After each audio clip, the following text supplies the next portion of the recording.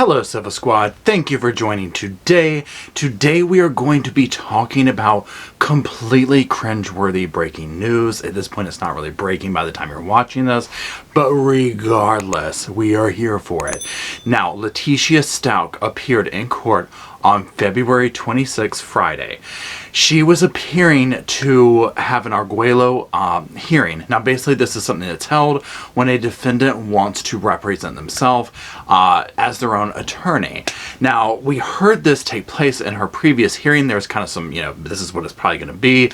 And she did confirm that when she got there. And I was like, oh my God. Now, of course, with this, the judge had to, really go over things. And he had explained, he was like, look, there is a difference between wanting to represent yourself and wanting new counsel. Now, when the judge was going over this, Letecia said, yes, I know the difference between, representing myself and, just not wanting this attorney.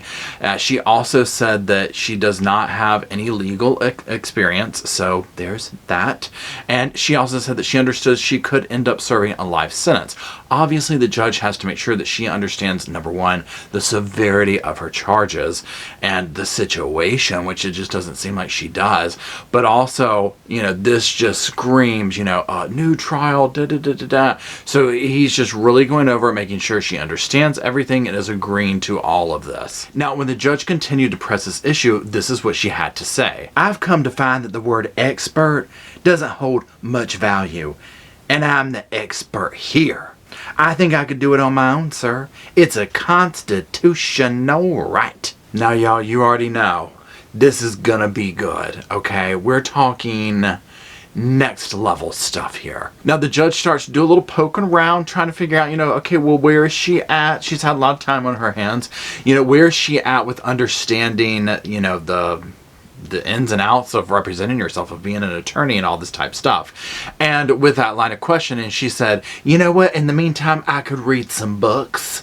And so the judge basically just confirms, okay, so you do not know what to do at this point in time. Now, she has more to say about that. Sir, I know it sounds audacious, but I was very good at poker. You gotta know when to hold them or when to fold them. I wouldn't be this confident without an ace in the hole. Now, the whole time I'm sitting here, I'm like, if she breaks out some little jailhouse spoons and starts firing a little tune up and she's like, look, I wrote a little song about it. You want to hear it? It goes something like this. You gotta know when to hold 'em.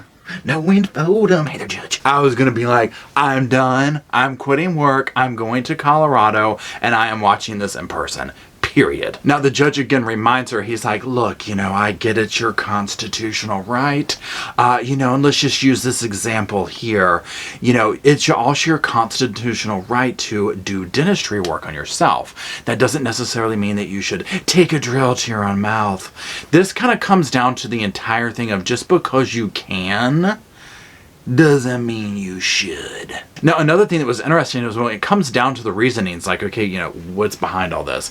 She says, you know what, my lawyer's fine. She says it mostly has to do with, the jail. She says everything has not been secret. Now, she said that other inmates heard her during her last meeting, which was not closed, and she also said that she's held to a different standard at the jail. Now, the judge is like, okay, well, are you going to be ready for that next hearing? And do you actually even know what that is? Now, y'all, keep in mind, it was not that long ago that we were dealing with her talking about peanut butter sandwiches threatening her, okay? So we're not really dealing with a full loaf here, okay? Letecia goes on to say that she wants to waive her proof evident presumption hearing. Now, she is quickly reminded, though, that there is almost 30,000 pages of discovery, and that's going to pose a big issue in getting anyone caught up with that, let alone somebody with no law experience. Now, this doesn't faze her a bit.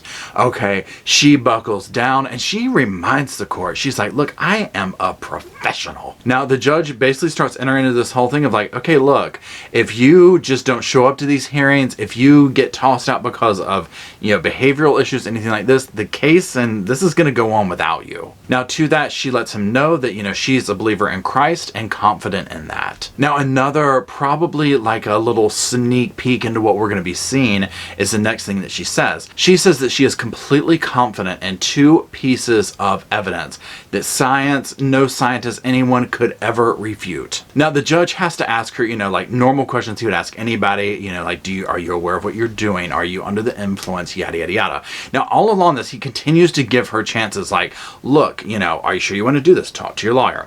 Are you sure you don't want to look at all the evidence first? We can come back and do this later. He dotting the I's and crossing the T's because it's going to come back. Now her and her attorney go to a back room and they have a little talk, and when they come back out, the attorney's like, look, you know what, she wants to waive the evidentiary hearing thing, and you can't have one because she doesn't basically want to have it. And again, I'm sure everyone in the courtroom is like, I mean, what in God's name?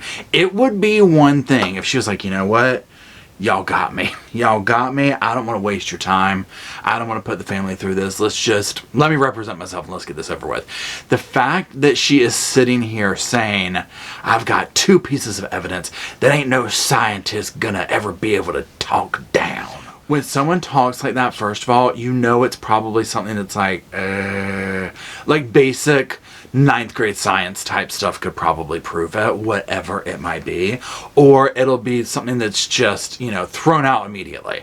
And then she'll just be sitting there like, could we please hold for a minute?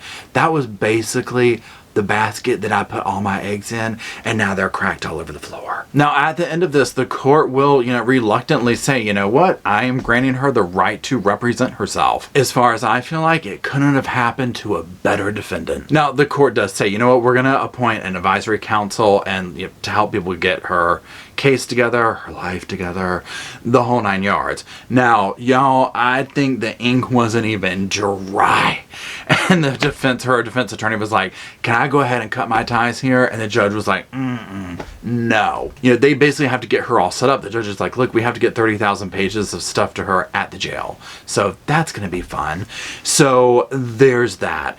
Y'all, my personal opinion, number one, that attorney can't get out of there fast enough. I'm talking about gravel spraying. I can hear it all the way in North Carolina when they get to that parking lot and speed away from her. It very much feels like the Jodi Arias and her attorney situation, Kirk Newmy, when all that was going down and he was like allegedly forced to be her attorney. Now, again, like I said, I personally don't think this could happen to a better defendant. This is literally going to be tabloid fodder that will not stop giving. I mean, we already know this. It already is. Everything that comes out of her mouth, you're just like, what? But at the end of the day, at the central focus of it, she has victimized so many people in such a horrendous way. It's still just shocking and bone-chilling. Now, she's going to be back March 5th, and they're going to decide, how much evidence is there, and how are we going to get it to her? So again, this is going to be very interesting to see her and her first little journey of representing herself. I'm sure it will go well.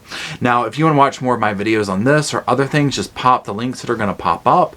I appreciate you watching. Thanks to all the subs, the watchers, the Patreons, the mods, the members. You make this channel and community possible. I appreciate you watching, and until next time, I'll see you then.